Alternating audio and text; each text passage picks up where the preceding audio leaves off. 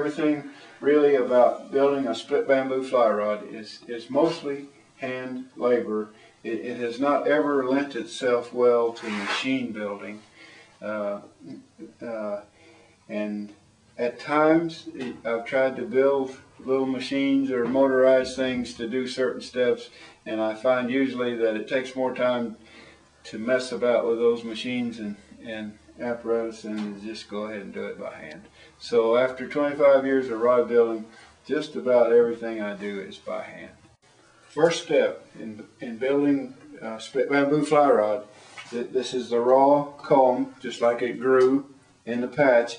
We want to split it into thin strips, and the first step's pretty crude. Just take a big knife and start splitting, just like that.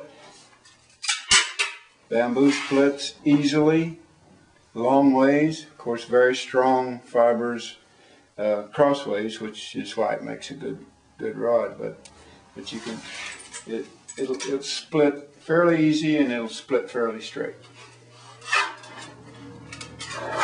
The natural material, so there is some kiln drying involved when it's at this stage, just before planing. But you get that done, and then yes, basically you're ready to plane into the strips that will go into the finished rod. So the idea, we want 6 strips. This is going to be a 6-sided rod or a hexagonal rod, and we want to get 30-degree angles on the strip. We want it to be, of course, thicker at the bottom and get thinner as it goes toward the tip.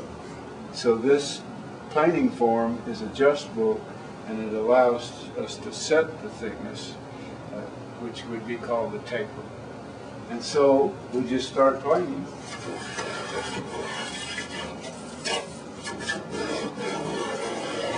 And it really helps to have a good sharp plane.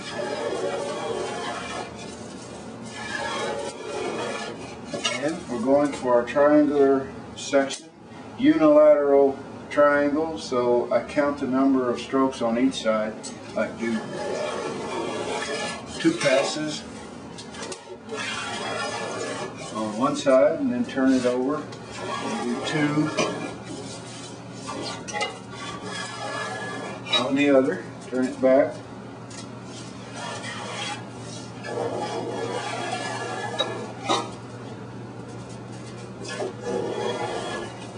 And of course, we don't plane on what would be the outside of the comb, because that's where the strong fibers are.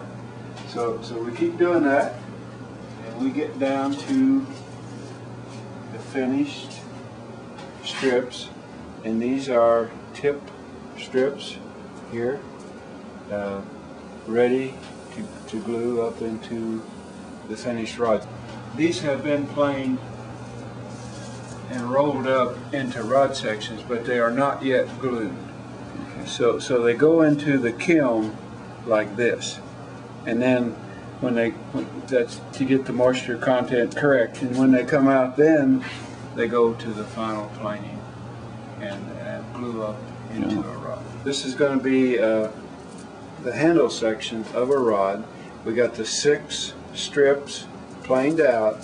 They're triangular in cross section, and we put glue on, of course, apply the glue with a brush and roll them into a 6-sided rod, which would be the finished rod section.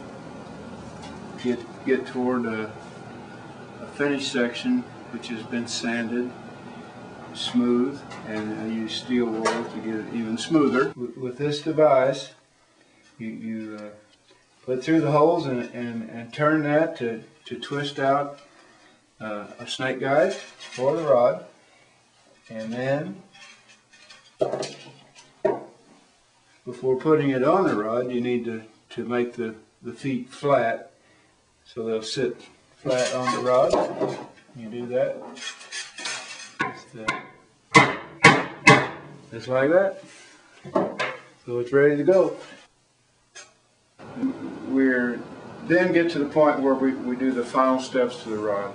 We're going to we put on the reel seat, the handle, thread wraps to hold on the guides, ferrules, and then you're ready for the varnishing, the final finish. The varnish on the wraps is brushed 4 or 5 coats. The varnish on the rod itself is dipped in polyurethane 1 coat to keep down the weight.